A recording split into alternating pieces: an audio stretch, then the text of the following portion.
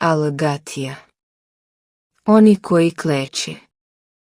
U ime Allaha, milostivog, samilosnog. Hamim. Knjigu objavljuje Allah, silni i mudri. Na nebesima i na zemlji zaista postoje dokazi za one koji vjeruju.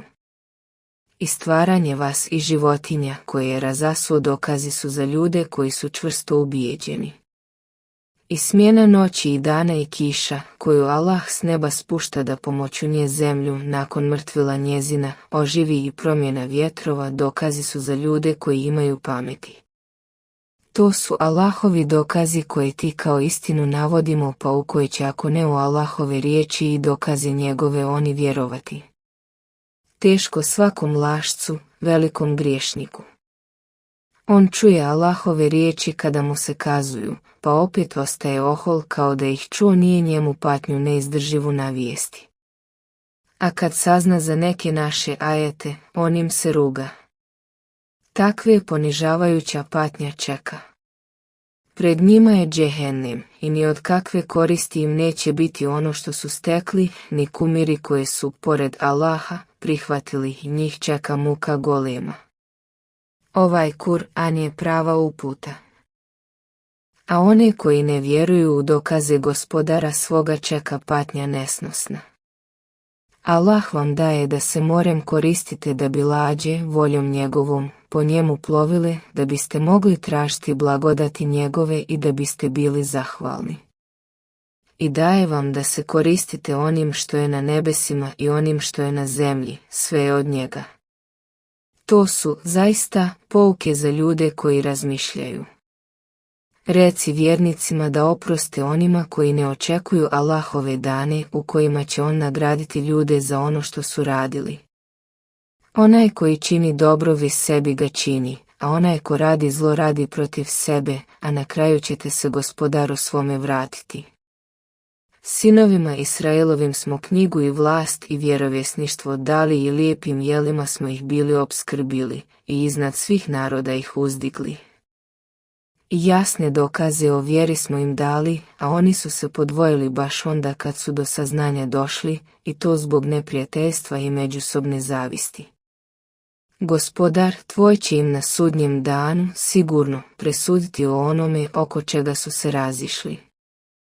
A tebi smo poslije odredili da u vjeri ideš pravcem određenim, zato ga slijedi i ne povodi se za strastima onih koji ne znaju. Jer te oni nikako ne mogu od Allahove kazne odbraniti i nevjernici jedni druge štite, a Allah štiti one koji ga se boje i grijeha klone. Ovaj Kur'an je putokaz ljudima i uputstvo i milost onima koji čvrsto vjeruju.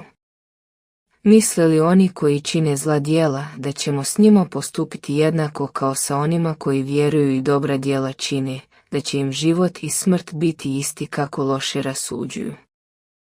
A Allah je nebesa i zemlju mudro stvorio i zato da bi svaki čovjek bio nagrađen ili kažnjen prema onome što je zaslužio, nikome neće biti učinjeno nažao.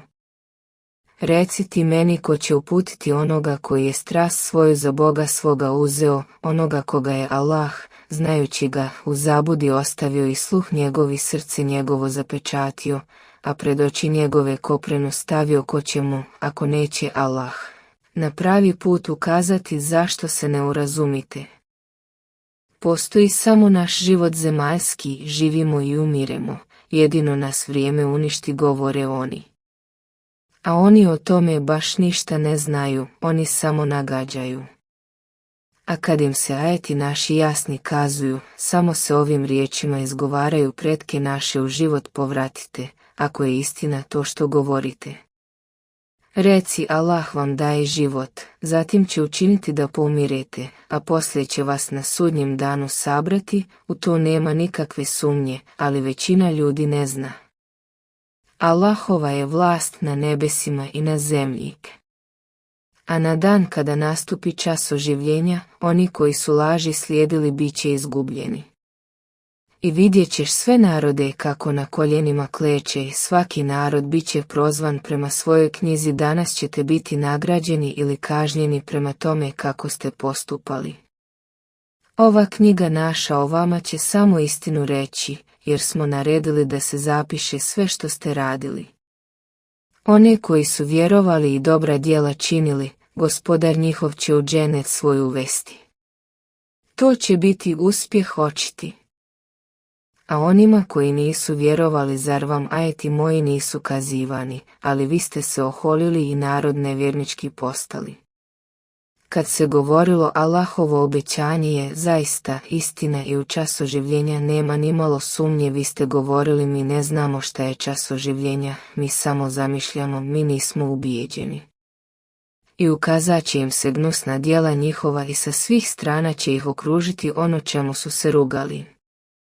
I reći će se danas ćemo mi vas zaboraviti kao što ste vi zaboravili da ćete ovaj vaš dan doživjeti, vatra će vam prebivalište biti i niko vam neće moći pomoći. Zato što ste se Allahovim riječima rugali i što vas je život na zemlji bio obmanuo. Od toga dana ih iz džehennema niko neće izvući, niti će se od njih tražiti da odobrovolje Allaha.